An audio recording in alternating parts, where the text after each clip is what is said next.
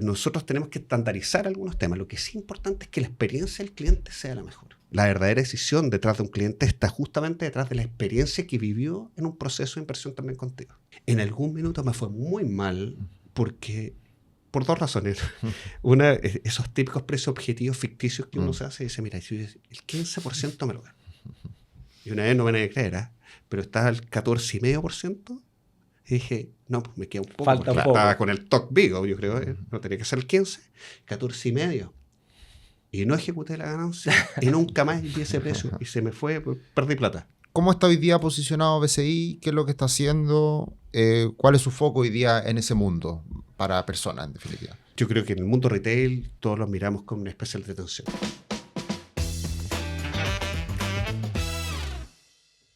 Hola, ¿cómo están? Bienvenidos a un nuevo capítulo del podcast Mente Inversionista. Este espacio en donde hablamos de dinero, finanzas personales e inversiones. Y como siempre tratamos de traer a un invitado que nos sorprenda, que nos entregue conocimientos que nos puedan sumar a todos ustedes que nos siguen semana a semana. Y en esta oportunidad tenemos al gerente general de la corredora de bolsa de BCI, Juan Pablo Monge. ¿Cómo estás? Hola, ¿qué tal? ¿Cómo están? Buenos días. Hola, Juan Pablo. Muchas gracias por estar acá con nosotros, gracias por recibir esta invitación y bueno, como a todos les preguntamos, ¿cómo ha sido tu trayectoria en el mundo de las finanzas y después de todo este tiempo, cómo fue transformarte en un gerente general de una corredora hoy en día? Oye, primero muy agradecido por la invitación. Podríamos estar tal vez hablando harto rato, ¿no? Porque la historia desde cómo yo llegué al mundo de finanzas es bastante larga. Y muy desconocida, tal vez. Desde que salí de la universidad, estudié ingeniería comercial y no tenía claro si realmente el mundo de las finanzas era lo mío. De hecho, partí estudiando comercial, pero me he obligado al mundo agropecuario. Como dije, ya, ¿sabes qué? Voy a estudiar comercial, pero me voy a dedicar un poco más adelante a los temas más bien agrícolas. Tal vez voy a hacer un magíster o algo así por ese lado, para combinar los dos mundos. Perfecto. El agronegocio era lo que me gustaba. ¿Y eso por alguna razón familiar o interés? Mira, más que familiar, me tocó al principio, bueno, parte de mi infancia, me tocó ir mucho al campo, en el campo de una amiga. Que hasta el día de hoy, obviamente, hacemos hartas cosas juntos. O sea, volví a cumplir ese sueño después de agrícola. Después podemos conversar un poquito más de eso. Pero me pasó que pasaba varios veranos metido en el campo. Y me gustaba, pero para la biología era negado. Entonces, ese fue mi input para decir, no, mundo no, por eso lo voy a hacer más adelante. Y estudiando comercial termino comercial y se da la oportunidad de hacer la práctica en la mesa de dinero de un banco que ya no está aquí, que era el National Bank National de París, BNP. Y en ese John Venture me permitió entrar a hacer la práctica. Yo no sabía ni siquiera que las mesas de dinero existían en los bancos. O sea, imagínense el nivel de conocimiento de finanzas. Sabía principalmente el mundo de las bolsas, de los corredores, las ruedas, pero no conocía directamente los bancos. Y ahí me enteré que los bancos también tenían mesa de dinero y así hasta el día de hoy. Y de ahí parte mi historia. Obviamente ahí me quedé. Conocí el mundo de las tesorerías más duras. Después tuve algunos cambios laborales en mi vida, siempre en distintos bancos, particularmente en bancos, carrera bancaria. Trabajé en áreas de trading, muy operador de mesa, muy operador de trading puro. Derivados, renta fija, moneda extranjera, y me fui como formando en ese mundo. Perfecto. Hasta que llegué a trabajar a la corredora de bolsa en el Scotiabank en su minuto. Tuve 3 años, fui gerente general de una corredora muy chica en ese minuto. Perfecto. Y esa fue mi primera inserción en el mundo de finanzas, de inversiones, más que de finanzas. Y después formé un family office. Entonces, en todo ese mundo, con toda esa consolidación de conocimiento, de experiencia, me permitió llegar al mundo de inversiones y ahí conocerlo con un poquito más de detalle. Pero ese family office, y perdona siempre van apareciendo preguntas entre medio, pero Dale. ¿ese lo armaste por fuera, digamos? Mira, yo en mi búsqueda constante de querer tener proyectos adicionales en mi vida, de conocer un poco más allá, se dio una coyuntura bien especial. Estando a cargo de la corredora del Scotiabank, en la parte final, digamos, mi última etapa que estuve ahí, me llaman de un headhunter y me dice, mira, ¿sabes qué? Están buscando una posición. No me decía quién era, claro. Pero de un family office en ese tiempo, estoy hablando del año 2006, 2006, 2007, por ahí. Me dice, mira, ¿sabes qué? Estamos buscando esta posición dentro de un family office, ¿ya? Y como que tengo el family office visto hoy día, los family office y multifamily office, los distintos de asesoría independiente, es muy distinto a lo que estoy hablando hace más de 10 años atrás. Sí. Y se dio esa oportunidad de ver, ¿sabes qué? Ve, hay que formarlo un poquito de cero. Perfecto.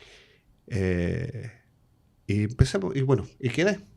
La verdad que me hice cargo como una gerencia de inversiones de eso. Formaba una gerencia de inversiones, pero era divertido.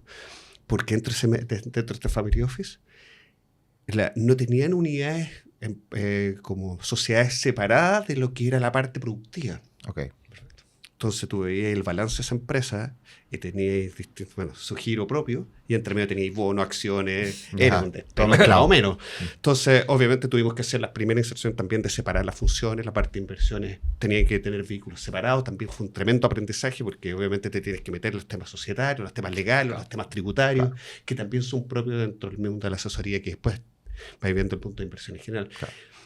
Y fue súper interesante. Una de las cosas más interesantes que uno rescata de eso, más allá de la experiencia, más allá de la parte de inversiones, más allá del éxito o no, es que empieza a convivir con el que es dueño, el que toma decisiones, claro, que en mi camino en la historia siempre fue alguien ligado al mundo de finanzas, claro, trabajando en banco, en corredoras. Era alguien que respiraba lo mismo que respiras tú. Pero cuando toca respirar tu jefatura con alguien que en realidad no tiene los mismos conocimientos financieros, no tiene la misma tolerancia a los riesgos, se asusta un poco más allá, pero quiere ganar plata. Claro. Entonces tienes que empezar a convivir con el riesgo, retorno, información, benchmark y una serie de cosas más. Perfecto, perfecto. ¿Y después de haber formado ese family, el salto a BCI? Sí, se dio también, de repente, la suerte de la vida, ¿no? Uno dice... justo era un momento donde dije, mira, ¿sabes qué? Ya el tema del family ya tenía un sentido, ya empecé a tener un rol un poquito más de controller financiero. Pero en ese minuto era bastante más joven, tenía 35 años aproximadamente, y dije, no es mi etapa de ser un controller financiero. A mí me gusta la ejecución, me gusta estar metido en la finanza, me gusta intervenir un poco en esto, en la parte de decisiones. Y como controller, la verdad que dije, en esta etapa laboral mía no me interesa tanto. Poco desafiante. Quizás. Poco desafiante en ese minuto. Tal vez en otra etapa de mi vida podría ser espectacular. Yo estaba feliz en todo caso. O sea, buena ubicación, tenía una confianza directa con los dueños. Y se dio esa coyuntura en BCI estaban buscando a alguien que se hiciera cargo del área institucional en la mesa. Okay.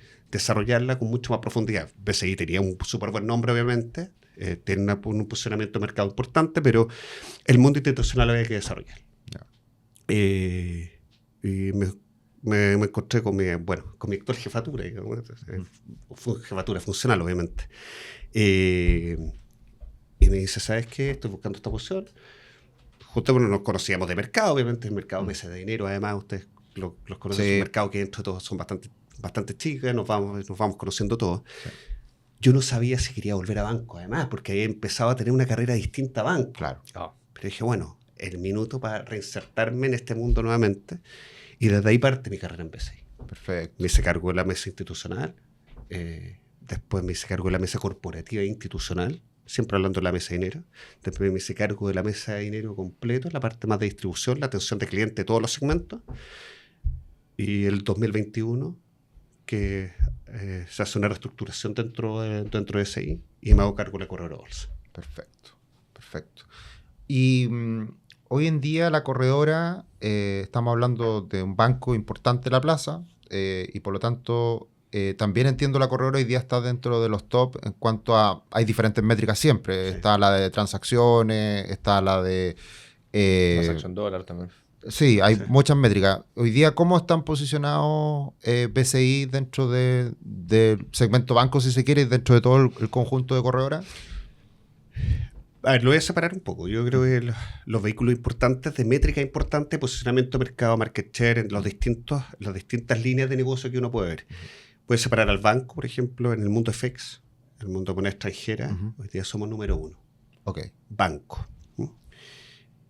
Nuestra jefe, que también nuestra administradora de fondos, que también tiene un posicionamiento importante. Este es principalmente un posicionamiento que tiene el segmento institucional, que se complementa obviamente con los otros segmentos, corporativos, en el caso de FX, o derivados también. Y en el mundo más de fondos y en acciones también tiene una contribución importante en otro segmento, retail, por ejemplo. Ok. Pero dado por los volúmenes que transamos, el mundo on y offshore institucional, BCI en FX es número 1. En derivados de tasa, que son cámaras locales y extranjeras, estamos dentro de los top 3. Y ya es donde ahí también competimos, y eso es lo interesante de BCI en ese sentido. Este es un mercado que es tan abierto que ya no solamente competimos con la banca local, sino que también competimos mucho con la banca internacional. Sí. O sea, hoy día te toca competir en este mundo con un Goldman Sachs, con un JP Morgan, claro. etc. Sí.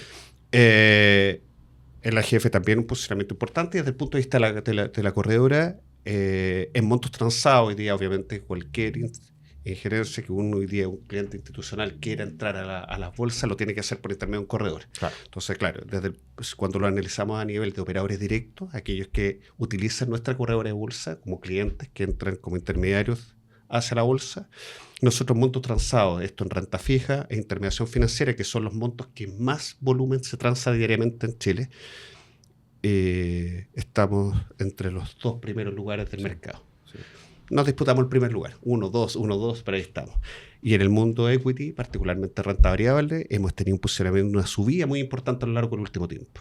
Hoy día estamos en tercer y cuarto lugar, dependiendo del año, dependiendo algunos de la temporalidad de algunos negocios. Este año ha sido ha tenido hartos eventos de capital, Ujú. muchos bloques, aumentos de capital en general, cosa que no se veía mucho en Chile. Entonces, ahí no ha cambiado un poco ese posicionamiento, pero nosotros siempre estamos aspirando a ser por lo menos los 3 primeros. Perfecto. Y tienen, por ejemplo, área de M&A, por ejemplo, y acompañamiento en negocios grandes, en este caso, para grandes empresas cuando se han hecho transacciones de envergadura importante. Sí, en BCI, bueno, esa es la gracia que tenemos como corporación, que hoy día tenemos múltiples vehículos. O sea, nosotros nuestra oferta no solamente local, también tenemos internacional. Nosotros hoy día sí también, además tenemos un banco en Perú, tenemos un banco hoy día en Estados Unidos, Miami, Florida, donde tenemos un posicionamiento importante en Florida. Y eso te obliga también a tener vehículos que de una u otra manera también van de la mano a tener una competencia importante en el grado de complejidad que también tienen los distintos negocios. Tenemos un área de asesoría financiera que nos permite no solamente, o sea, en el mundo corporativo, el mundo de deuda, PCI tradicionalmente ha tenido un impacto importante dentro de los distintos segmentos y distintos negocios. En el negocio de asesoría financiera, particularmente el mundo de energía, concesiones, somos extremadamente fuertes. Pero el mundo también de finanzas corporativas puro, en el mundo de DCM, el mundo de Debt Capital Market, el mundo de deuda, bonos corporativos, también tenemos un posicionamiento súper fuerte. Ahí lo trabajamos en conjunto con nuestra área de asesoría financiera. Asesoría financiera quien estructura los negocios, pero por otro lado necesita un agente colocador que lo hace por intermedio de la corredora de bolsa, y lo trabajamos, y distribución que lo hacemos a nivel también, lo hacemos en conjunto con el banco. Perfecto. En el mundo de capital, ECM, Equity Capital Market, ahí es donde BCI, creo que a lo largo de la historia no tenía un posicionamiento importante. Sí, otras marcas. Y nos pasaba que los otros bancos de inversión tenían una injerencia importante en este mundo y nosotros no. Aun cuando nosotros teníamos la relación comercial con esas empresas, aun cuando muchos clientes, dueños de esas empresas, muchos de ellos también son clientes del banco, no teníamos ese posicionamiento fuerte. Y hoy día estamos trabajando fuerte justamente con áreas de M&A, y con las relaciones que hoy día tenemos para poder participar no solamente en bloques accionarios, sino que también tenemos la capacidad de entrar en el mundo de IPOs. Entramos en el pasado cuando tuvimos la inserción de la bolsa de comercio por el mundo de Scalex, que ya era la empresa un poquito más chica. Nosotros patrocinamos a una y llevamos a bolsa una. ¿Cuál llevaron? ¿Cuál llevaron? Fue 0Q. Okay. O sea, de las 6 que se colocaron, yo creo que revisamos las 6. Yeah. Nos tocó verla, analizar por distintos motivos. Algunas no entramos y no las colocamos. Pero una sí, que fuimos como de 0Q, que además la gracia es que esta empresa, y esa es la otra fortaleza que tenemos como corporación, dado que muchas de estas empresas también son parte de la banca NACE de BCI, ya te permite un primer proceso de bancarización, ya está. Ya tenemos el conocimiento de la empresa, conocemos el ordenamiento, entendamos que las empresas que están en el mundo de startups son nuevas, tienen que entrar entrar en conocimiento de bancario con registro, con historia, con estados de resultados, etc. Así que sí, pues la idea es seguir potenciando ese mundo. Nosotros tenemos todas las capacidades habido por haber para tenerla. Tenemos una buena corredora de bolsa, tenemos buenos procesos, tenemos un área de finanzas corporativas y asesoría financiera que nos permite acompañar todo el circuito también con los clientes. Tenemos las bancas. Sí. Las bancas de retail, corporativas, grandes empresas que nos permitan también un alto conocimiento también de la empresa. Sí. Ahí te voy a hacer una pausa con el tema de emisiones, que de repente cuando uno habla de instrumentos de renta fija, uno dice, bueno, un fondo. Y uno dentro de ese fondo tiene bonos. Pero ¿qué pasa detrás de la emisión de un bono? Que ustedes, yo lo había visto, han emitido bonos. ¿Qué es lo que se hace en ese caso? Que tiene similitudes con también abrir una empresa bolsa eventualmente, Sí. pero porque al final hay un análisis. Cuéntame un poquito cuál es la pega que se hace internamente para emitir un bono de una empresa y qué importancia tiene ahí una corredora en este caso. Sí, ahora, la emisión del bono en general tiene muchos temas. Tienes que hacer cumplir la norma, y la norma obviamente te implica una apertura de tus libros también, hacerlos públicos. Y eso implica transformar muchas veces una empresa, una sociedad anónima que algunas veces es cerrada. Tienes que mostrar, obviamente, que no necesariamente tiene que pasar, o sea, no tienes que hacerla transitar solamente a una sociedad anónima abierta, con Claro. todas sus complejidades. Lo que sí implica es que tú tienes que mostrar ya tus registros directamente. Y esto implica la CMF, la interacción con la CMF, tienes que hacer gobiernos corporativos, tienes que separar las funciones financieras con un buen gobierno corporativo, tienes que tus estados de resultados, todos tus registros contables, de una u otra manera también lo tienes que hacer por intermedio de una empresa externa, un EY, un KPMG, un Deloitte, que tiene que auditar esos estados financieros. Tienes que hacer una serie de procesos, junta de accionistas, aprobaciones, o sea, tiene una parte logística atrás no menor. Claro. El aumento, eso con respecto a las colocaciones de un bono.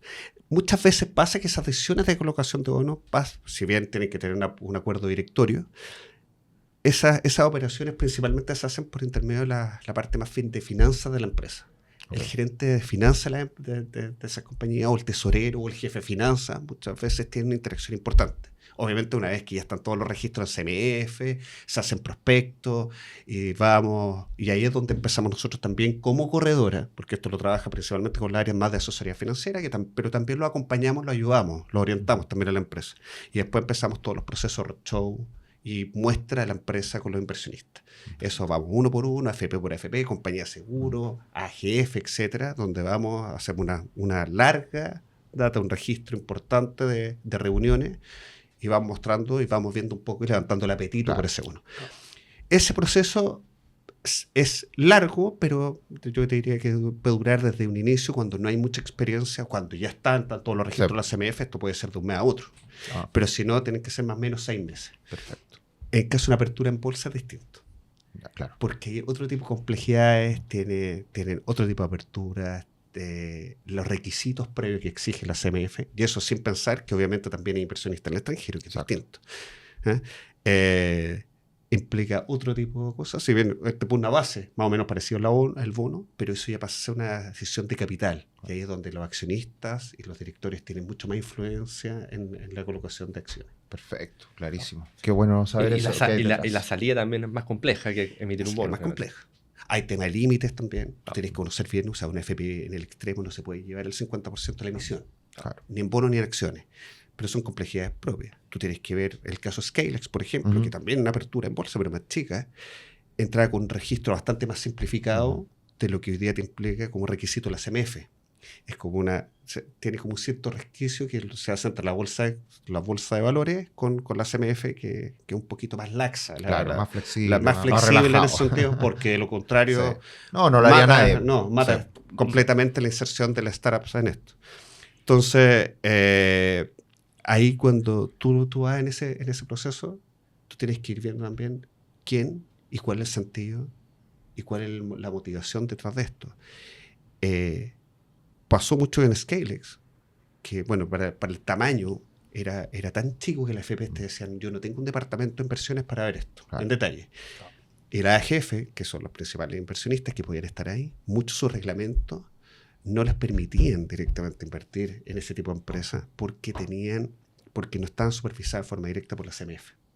Entonces tenéis que hacer un cambio de reglamento interno. Ese cambio de reglamento implica, obviamente, también hacer junta tenedores, o sea, bueno, en este caso, junta aportante, hacer estos cambios. Muchas veces te decían, ¿sabes qué? Prefiero generar otro fondo. Otro fondo. Exacto. Y eso Y ahí por tamaño ya no lo hacen. Y por tamaño no lo hacen. Entonces, la parte capital es súper compleja. Tienes que saber qué, cuánto están dispuestos, qué pasa con los managers. O sea, si tú haces hoy día un aumento de capital de Falabella, por poner un nombre, claro, tú dices, bueno, pero Falabella se vende, no es difícil, sí. Pero tú también tenés que ver cómo están los topes de la misma FP, qué pasa con la inversionista afuera. Son los detalles que obviamente en un plano de asesoría de esto tienes que tenerlo súper presente. Claro. Sí, perfecto. Y ahí la pega casi en definitiva todas las áreas dentro del banco. Absolutamente. Claro. Ahí lo holding. trabajamos conjunto. Claro, del holding, sí. Sí. Oye, Juan Pablo, y pasando al mundo retail, que es los que más nos escuchan y donde probablemente estamos más enfocados, ¿cómo está hoy día posicionado BCI? ¿Qué es lo que está haciendo? ¿Cuál es su foco hoy día en ese mundo para personas, en definitiva? Yo creo que en el mundo retail todos los miramos con una especial atención. Nosotros tenemos una apertura, lo voy a hablar más allá de la corredora de bolsa. Nosotros a nivel corporativo y a nivel, o sea, la corporación BCI hoy día está súper interesada en tener una oferta de valor integral para todos los clientes, sobre todo para el segmento más de retail. La formación de BCI es un banco que tiene una inserción importante en el mundo retail. Tenemos el abanico, obviamente, de todas las funcionalidades propias del banco. Créditos de consumo, crédito hipotecario, seguro de todo tipo, automotriz, etc. Y eso si tú lo robusteces con toda la capa además de inversiones, y para eso tenemos los distintos vehículos también para eso. En el caso de equity, en el caso de acciones, si el cliente quiere comprar acciones, obviamente tenemos la corredora. Quiere comprar fondos, tenemos nuestra jefe. Quiere tomar un depósito a plazo, que puede ser lo más plain vanilla, lo más básico de una inversión, de resguardo patrimonio, bueno, están los depósitos a plazo. Pero la idea es que siempre tenga la asesoría de ese cliente. Y ese es obviamente que sí un foco para nosotros. Hacemos una segmentación obviamente de los clientes, entendemos que no todos los clientes quieren lo mismo, no todos los clientes quieren una atención tan dedicada. Hay algunos otros que sí quieren planificar un poco más su ahorro presente como su ahorro futuro, obviamente. Los instrumentos los tenemos todos. Tenemos no solamente los locales, sino que también, dado que tenemos nuestro banco en Miami, tenemos un broker dealer en Miami, tenemos una corredora en Miami, nos permite también dar soporte también bajo ciertos niveles de renta, obviamente. Claro. Eso también de clientes que quieran también hacer su inversión en Miami. Entonces tenemos la gama de productos importantes, desde locales, fondos, acciones, ETF, depósito a plazo, afuera. Aparte son los market makers de los ETFs de BlackRock en la bolsa. Además que nosotros somos market makers efectivamente los ETF que tiene BlackRock. ¿Eso lo podrías explicar, por favor, como concepto? ¿Qué es lo que es ser un market maker de estos fondos? Nosotros nosotros tenemos dos planos con los fondos con los ETF de BlackRock. Uno es que tenemos un convenio con ellos que toda la información que sea relevante de cara al público, todos los hechos esenciales asociados a ese ETF, porque está la salida del ETF, porque hay información relevante a esa composición, lo tenemos que hacer nosotros en forma directa. Okay. Nosotros somos el canal en Chile para BlackRock, para esos ETF, dando toda la información al público. Y por otro lado, nosotros tenemos compra y venta en algunos casos, no en todos, pero en algunos tenemos aperturas de compra y venta de algunos ETF. No solamente con los de BlackRock, con otros también. Tenemos acuerdos de market maker que se ha hecho común en acción. Antiguamente se hacía un poco común en tener esta liquidez constante. Y esto le permitía principalmente para mantener un volumen adecuado de transaccionalidad de las acciones por temas tributarios, muchas veces. Por los temas tributarios particularmente, que las empresas suscribían los acuerdos de market making para mantener esta liquidez y darle la liquidez que le permitiera a la acción tener una alta rotación durante el año. Pero los ETF como insisto, con los BlackRock como en otros, tú tomas acuerdo con la misma empresa donde tú te comprometes a tener una apertura con montos limitados, obviamente, pero de compra y venta. Cosa que si un cliente el día de mañana quiere comprar o quiere vender, siempre va a encontrar un precio, con un cierto grado de apertura. No, pero es bastante chico. Es bastante chico. Ahora, obviamente, todo asociado a la liquidez también. Claro. Tú no puedes tomar demasiada liquidez a un instrumento que después, la verdad, no tienes la salida, porque hay un compromiso detrás. Pues yo tengo un compromiso fiduciario. Si a mí me agreden en el sentido que yo tengo la postura puesta como corredor, yo automáticamente tengo que tener la salida de la cobertura de esto. Claro. No tomo la posición. No tomo la posición. No estoy tomando esa posición. ¿Sí? Claro.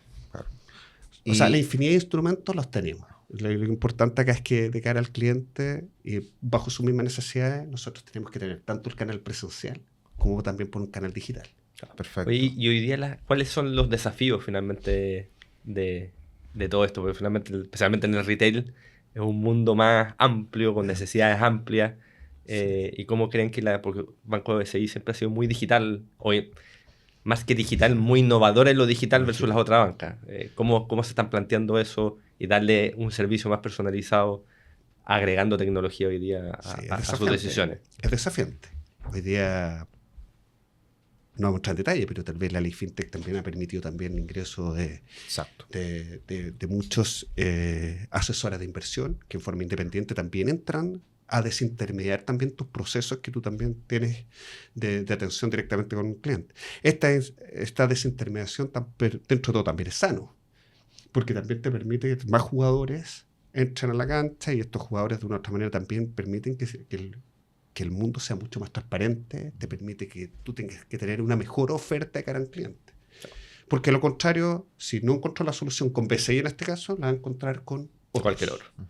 Y ahí es donde tenés que marcar la diferencia. En algunos casos tú vas a entrar, en otros casos no vas a poder entrar directo.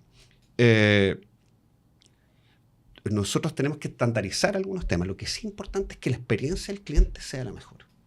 No me sirve de nada que tú tengas el mejor producto, el mejor precio, que muchas veces tú compites por precio por producto. Yo creo que al final del día la verdadera experiencia la verdadera decisión detrás de un cliente está justamente detrás de la experiencia que vivió en un proceso de inversión también contigo. Si el precio fue el mejor, si el producto fue el más adecuado, sin embargo su experiencia postventa fue pésima, no tuvo nunca los registros, nunca le llegó la cartera de inversiones, nunca le llegó después, tuvo temas tributarios el día de mañana, porque no entendió nunca que detrás de esto se le generó una complejidad ante impuesto interno, porque nadie le explicó el producto. Ahí es donde automáticamente la confianza se te va a cero. Entonces, hoy día, la pelea del retail, digamos, yo creo que somos mucha gente que estamos tal vez yendo a disputar ese mundo, ese mercado. Nos exige hoy día ser mucho más digitales para algunas soluciones, pero también bajo ciertos segmentos el cliente también busca una cercanía, busca también el apoyo, busca que alguien lo asesore, busca que alguien lo busque, sobre todo cuando en los momentos tan difíciles. Sí. Y eso también es fundamental. Porque cuando a ti te va bien, te llaman de todos lados, te ofrecen todas las ofertas de créditos de consumo habido por haber. Tienes una línea abierta, tienes este producto para ti, tienes todo, pero después cuando están los tiempos difíciles, cuando tus números son los más llegados, cuando tu inversión está un poquito más desviada, por lo menos a nivel de benchmark, se te retiran todas esas ofertas y nadie te hace ningún seguimiento. Y ahí es donde el cliente se siente vacío. Y ahí es donde sí nosotros tenemos un compromiso también fiduciario también con el cliente. De los momentos que está difícil, que los mercados están complejos. Hemos vivido muchos escenarios a lo largo del tiempo de situaciones difíciles. Y yo creo que el cliente es donde más te premia es justamente en ese minuto. Cuando a pesar de la decisión que la vio en conjunto, tú muchas veces lo pudiste asesorar, aun cuando la decisión es del cliente, tú lo pudiste asesorar, que no sienta que tú lo asesoraste y después lo dejaste botado. Entonces, las soluciones digitales son importantes, sí. Solo digital only, ¿no? Tengo mis dudas.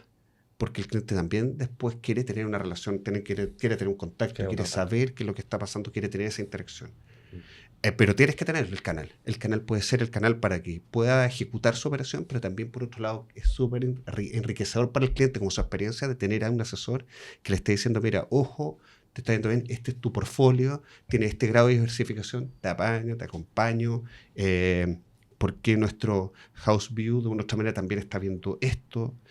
te conviene hacer una asset allocation o una asignación de tus activos de esta otra configuración.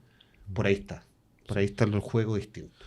Y hoy en día, como todo se ha digitalizado y en general los clientes más jóvenes eso lo valoran mucho, ¿cómo hoy día BCI se posiciona a también competir en este mundo más digital donde hay más oferta y donde también hay más conocimiento también, en el sentido de que hay más educación financiera? Esto lo hacemos precisamente porque a nosotros nos importa mucho la educación financiera. Y también en el último tiempo el tema de costos, que hoy día ha sido un tema súper presente en la discusión.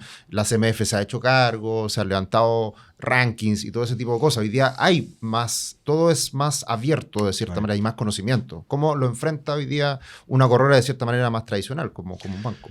Son cambios, pues, tú tienes que asumir esos cambios culturales también.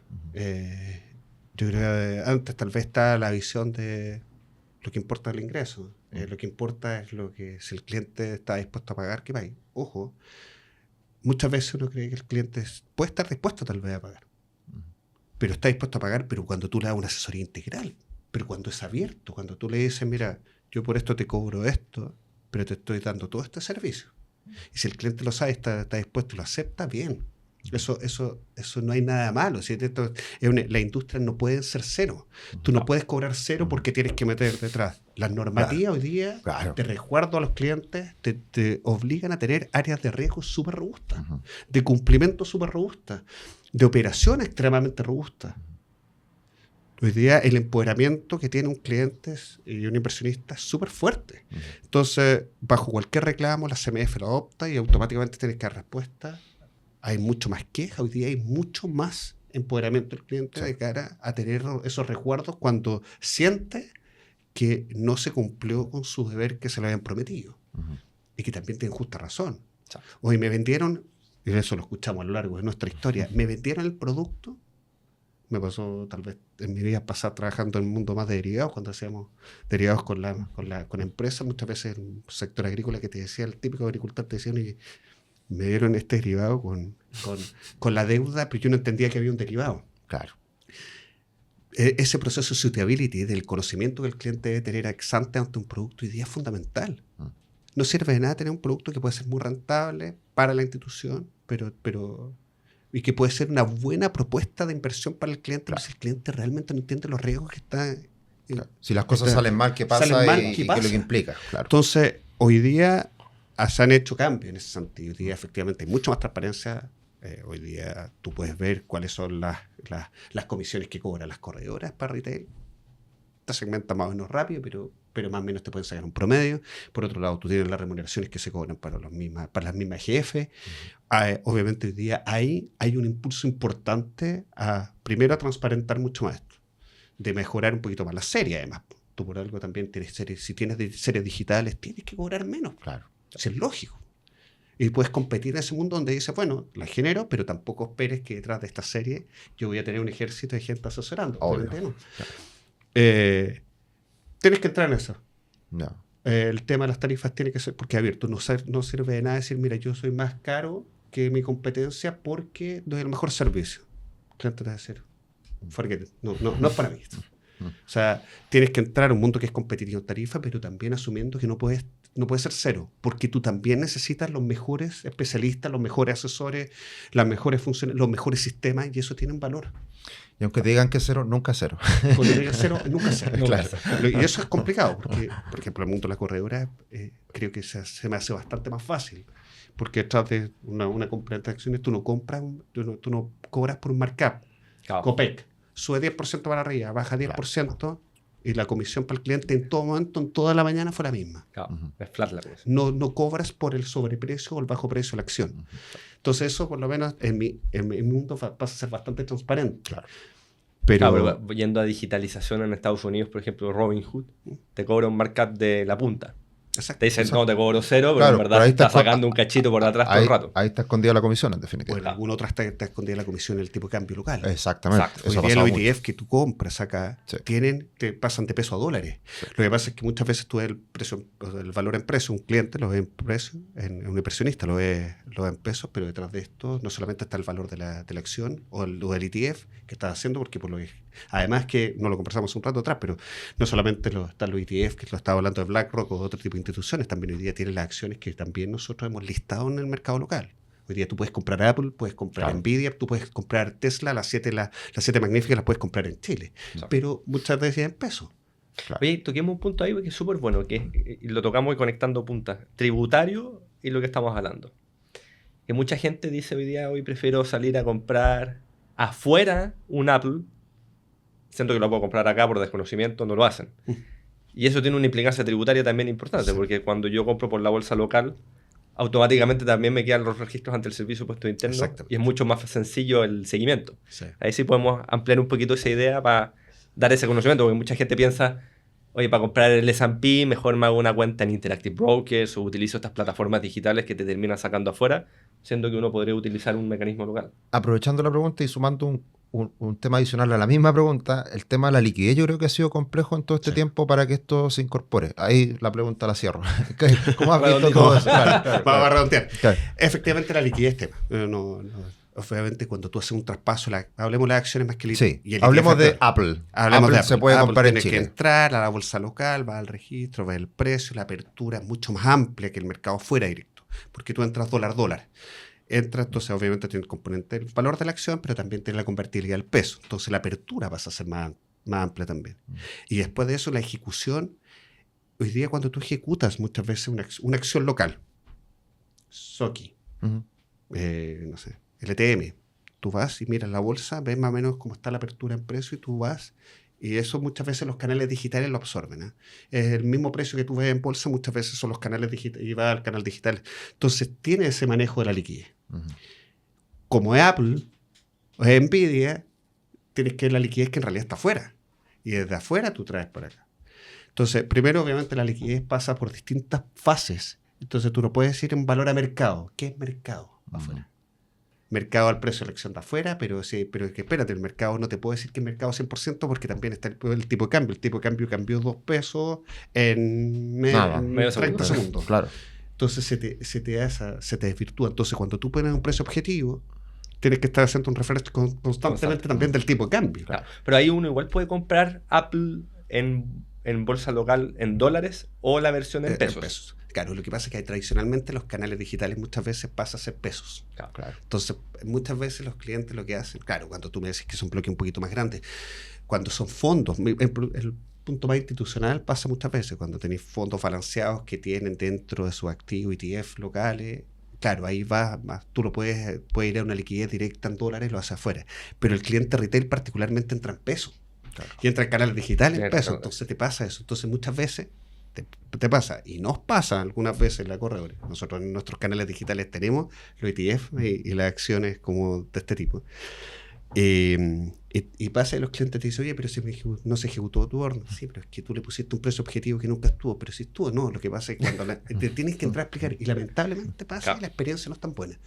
Y nos tenemos que hacer cargo de eso. O sea, y en eso estamos y volviendo tal vez un poco a tu pregunta en ese sentido, sí, ahí el tema tributario es un tema que está, pero muchas veces a los inversionistas les cuesta, no lo quieren ver mucho. O eventualmente hay un desconocimiento, y ahí es donde también todo el tipo de instituciones, incluyéndonos, si es nosotros, y hago la observación, nosotros no hacemos recomendaciones tributarias, ni mucho menos.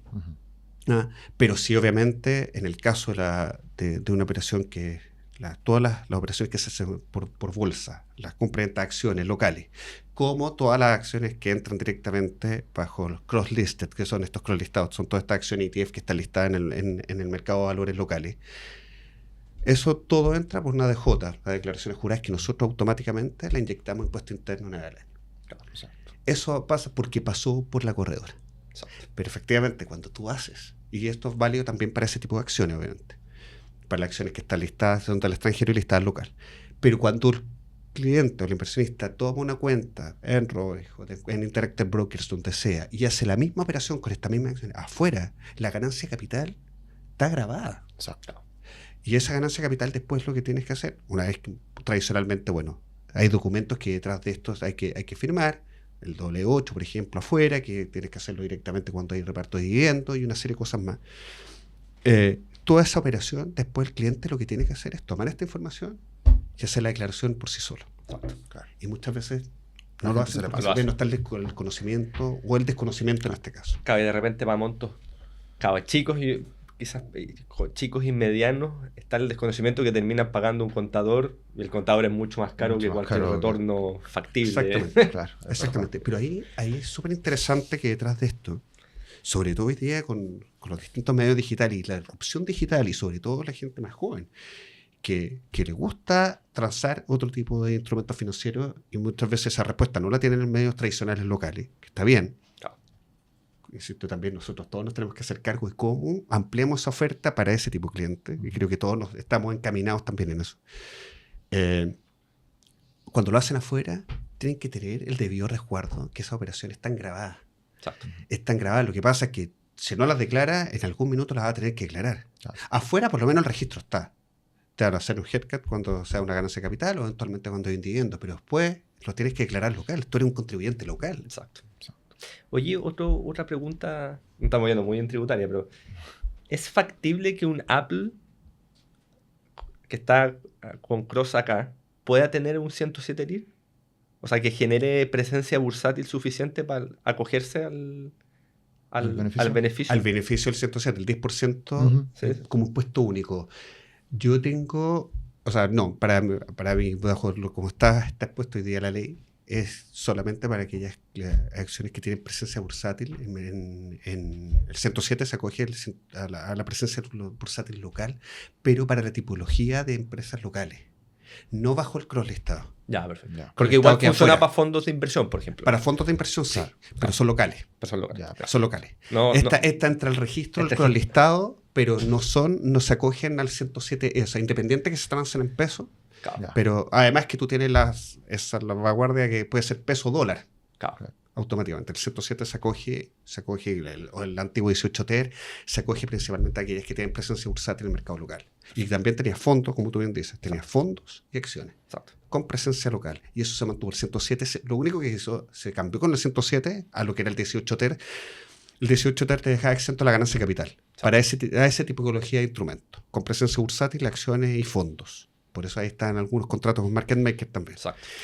En el caso, después lo que pasó con el 107 fue una configuración a eso, particularmente a eso, de decir, ok, ahora ya no está exento la ganancia de capital, sino que tiene un 10% como impuesto único. Pero para ese tipo de empresas. Si el día de mañana se acoge o no, la verdad que no está en mi conocimiento, pero la verdad que no creo. Porque además que no tienes cómo ver la presencia bursátil, es complejo. Es complejo. Perfecto. Oye, y cambiando de tema y ya metiéndonos en la parte más personal que siempre les preguntamos a todos, en la última parte siempre de la entrevista preguntamos las buenas y las malas. Dale. Así que ahí previo a la entrevista te decíamos, y seguramente apareció algo por ahí, ojalá alguna anécdota interesante. ¿Alguna inversión buena en tu carrera? ¿Alguna mala? Cuéntanos ahí qué te viene al recuerdo. Mira, yo soy bien inquieto del mundo de inversiones.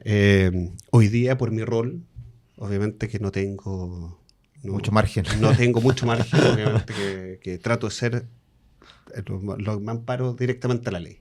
Si bien yo en mi rol yo podría comprar acciones, nadie me impide, Exacto. en la medida que yo los pueda declarar ante la CMF, Exacto. no tengo ningún problema. Y bajo, obviamente, la misma reglamento interno que tenemos a nivel de la corporación también. Eso es importante. No necesito solamente la CMF, sino que también nos autorregulamos también en eso. Pero la verdad es que el día de mañana no quiero tener problemas. Y sin querer queriendo, tal vez quise comprar por una acción X en el mercado local. Y si justo sale que había un mandato de compra o algo así, y me dice el gerente general de la corredora, Claro. tenía información privilegiada. No. No, Yo quiero dormir tranquilo todos los días. exacto. Ahora, igual el mundo accionario me gusta. Es lo que sí hago y nosotros sí hemos desarrollado un producto interno que son los portfolios accionarios, que no es un fondo accionario en sí, porque muchas veces los fondos accionarios tienen muchas acciones. Nosotros hacemos distintos fondos con que en realidad le llamamos administración de portfolios más que fondos. Es como la típica cartera recomendada. Es como una cartera recomendada, Claro. tenemos para distintos tipos de clientes, tenemos fundamental, táctico, ESG, que sacamos una obra de valor extranjero en algunas, y tenemos un otro de dividendos, que son pero son para operaciones locales.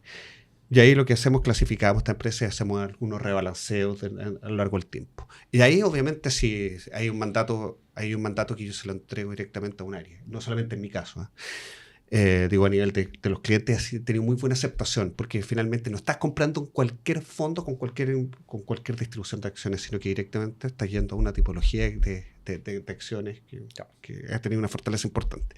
Entonces, en mi caso, claro, a lo largo del tiempo, cuando antes no estaba en este rol, sí, me gustaba la bolsa, y me fue bien en algún momento. Me fue bastante bien. Ahora, no era una apuesta, no es que hipotecara mi casa para llegar a esto, no, con ciertos grados de racionalidad. Me fue bien. En algún minuto me fue muy mal por dos razones. Una, esos típicos precios objetivos ficticios que uno se hace y dice, mira, si el 15% me lo gano. Y una vez no me van a creer, pero estaba al 14,5%. Y dije, no, pues me queda un poco. Falta un poco. Estaba con el TOC Vigo, yo creo, no tenía que ser el 15, 14,5%. Y no ejecuté la ganancia y nunca más vi ese precio. Y se me fue, pues, perdí plata. Claro. Esa fue una. Dos, Vapores. No sé si se acuerdan de Vapores. Cuando caía. Y yo dije, no le creo. No, esto es mentira. Más. Aquí hay una sobrereacción. Y se hizo un split directamente a lo que es Vapores, lo que es SAM. Sí. Nunca más vi ese precio. Y que después, por otro lado, se hizo la acción además repartió dividendos, que al final los dividendos te grababan peor. Claro. Porque, insisto, al mismo tema, el 18 ter, la ganancia de capital no estaba grabado la ganancia de capital, pero los dividendos sí. Sí. Entonces te hizo, o sea, en el suma y resta mal. Y me ha gustado meterme en otro tipo de cosas. O sea, me gusta el mundo financiero, el mundo del FX me encanta, pero la verdad que... Yo pensé que iba a comentar algo, porque es típico. Sí. Acá todos los entrevistados, alguna mala Sí, tienen con alguna mala FX, Sí, con el divisas, mundo con FX, dólares. El mundo FX en algún minuto de vida, pero fuimos con un grupo de amigos metidos en el mercado. O sea, metidos en el mercado. Obviamente, el mundo FX, por si acaso, y hago la debida aclaración de esto. Por lo general, todos aquellos que trabajamos en mesa de dinero, por lo general, tenemos una prohibición explícita de hacer operaciones especulativas a favor de nuestras inversiones. Entonces, como yo siempre trabajé en banco, el tema de FX, muchas veces, además fui trader de FX durante mucho tiempo y nunca me fue tan bien, por lo demás, porque el FX es súper difícil de manejarlo. Es complejo, súper complejo manejarlo. Todos teníamos ese bichito, pero obviamente, como dado que teníamos nuestras mismas áreas de cumplimiento interno, la verdad que no nos metíamos en ese mundo. Fue justo en un momento donde estuve fuera y con un grupo de amigos financieros hagamos un par de El forwards. momento. Y sabéis que nos pusimos 4, que tú mirás individualmente, todos teníamos con conocimiento. Ponernos de acuerdo fue horrible. Al final terminamos todos peleados. Nadie tomó la decisión. Finalmente, dos tomamos la batuta de decir, no podemos ir a hacer. Bueno, recuperamos la plata. Pero que tú decías, oye, pero 4, los miráis, cada uno individualmente, decís, ¿cómo no? ¿Cómo no? No les fue bien. Claro. Los 4 tenían experiencia, no hubo caso. Pero son estas experiencias que uno, o sea, no, en el sumerresta no te podría decir que... Claro. No, para nada. O sea, fue una experiencia, al final seguimos siendo amigos hasta el día de hoy, pero en ese minuto fue como, nos agarramos mal, porque estos nos juntábamos la tarde, hacíamos análisis técnico, Me suena esa historia. Seguro. Mirábamos el análisis técnico, veíamos todos estos temas. O sea, y la verdad, los fundamentales técnicos, pero empezamos con el, oye, pivoteo, nosotros habíamos quedado que si llegaba a este nivel, stop loss. Y empezaban las fuerzas, no hay stop loss, al final de cuentas, es que va, por la amistad, cerremos todo esto, terminamos creo que empatados con suerte, porque terminamos todos tomando la decisión. Bueno, por suerte, yo digo, por suerte trabajamos, al final de cuentas todos terminamos trabajando en instituciones donde no te permitían hacer este tipo de cosas. Entonces, de inversiones especulativas. Entonces, por lo menos, nunca quedó el bichito de seguir adelante con esto. Por omisión. Por omisión. Por omisión tuvieron que dejarlo. Entonces fue una ventanita de nuestros puntos laborales donde sí teníamos los permisos para hacerlo, pero la experiencia no fue tan buena. Y de ahí en adelante me gusta meterme en otro rubro. Temas inmobiliarios, me metí, Lo dijiste en agrícola. tras bambalinas. Sí, temas agrícolas, me encanta, porque ahora más de viejo, las canas me han ayudado un poco y empecé a meterme un poquito más en el mundo agrícola, empezamos a ver estamos con alguna inserción en el mundo de las cerezas. Perfecto. Entonces, es como, pero también, a ver, si tú me decís el mundo especulativo, ¿estás hablando de la moneda extranjera o estás hablando de la bolsa? No es muy diferente. La cereza es casi Métete en el mundo climático. Claro, ¿no? claro, el Así clima. cuando empieza a llover, o sea, cuando ustedes vean la lluvia en noviembre o en octubre, piensen en toda la zona Sí. norte-sur. Sí. De todas las más centro-norte y centro-sur, acuérdense de todos los agricultores, todas las cosechas de Sufrimiento. cereza. Sí, y aparte que no menor, porque ahí tiene también factor dólar. Absoluto. Porque Absoluto. también es clima y dólar. O sea, Y China. Y China. Bueno, y esto es un mundo, además, que son los mundos de aprendizaje. Porque tú puedes ver que, bueno, la cereza, tú vas viendo, puede ser el clima te fue acompañando, entonces pudiste tener una muy buena producción, tal vez en algunos casos sacaste un buen porcentaje de fruta por hectárea o por fila, digamos, muchas veces porque el calibre está lo suficientemente alto, tú ves dependiendo un poquito más del tipo de cereza. Pero adicionalmente a eso, si te acompañó un poco mejor la primera, sacaste un buen volumen, sacaste un buen calibre y todo bien, tú cierras ahora en diciembre tradicionalmente el proceso de cosecha, que es el súper intensivo en mano de obra además. Entonces empiezan las negociaciones de costo además, Claro. porque esto es un trabajo absolutamente costo-beneficio. ¿Sí? Claro. Y una vez que terminas, tus retornos llegan más o menos en abril-mayo. Claro.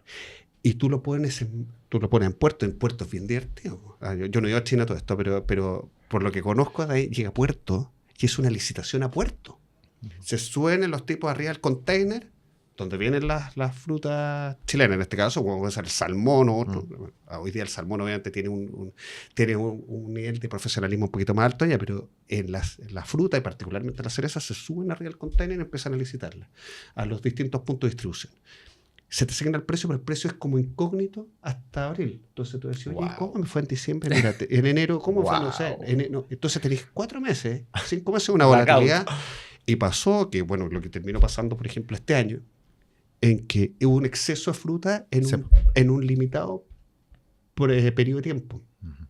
Y ese exceso de fruta, el chino te quedó mirando y te dijo, bueno, no vale $3. Claro. O no vale $2. Vale $. Oye, no, pero vale $. Si no, váyase. Y bueno, Vuélvase con si no su- vayas Lleva su container a otro lado. el 90%, 95% de Claro, la fruta listo. va a China y está ahí a expensas del Listo. chino, que el aire chino está Deme bien. lo que quiera, señor. No, así que es la parte entretenida que está esto, pero Qué claro, bueno. y ahí el tipo de cambio te pega. Sí. Claro. Bien, Claro. Juan Pablo. Oye, nos extendimos un poquito. La verdad que es una conversación muy entretenida. Da para mucho todo este mundo de la inversión. Agradecemos tu experiencia, todo lo que nos explicaste. Y bueno, seguramente en el futuro haremos alguna otra invitación como a todos. Nos vamos a ir repitiendo porque la verdad que salen muy buenas conversaciones y siempre quedan cosas pendientes. Muchas gracias, Juan Pablo. Gracias, Fernando. Y gracias a todos ustedes por acompañarnos semana a semana en nuestro podcast Mente Inversionista. Como siempre, tratando de sorprenderlo. Imagínense, hoy día hablamos de cerezas, así que siempre aparecen cosas interesantes. Y por supuesto, lo invitamos a que nos sigan en los diferentes canales, en YouTube, en Spotify, Apple Podcast y que por supuesto también nos compartan estos videos. Que estén muy bien. Nos vemos en otro capítulo. Chao, chao. Chao, chao. Muchas gracias. Chao, chao.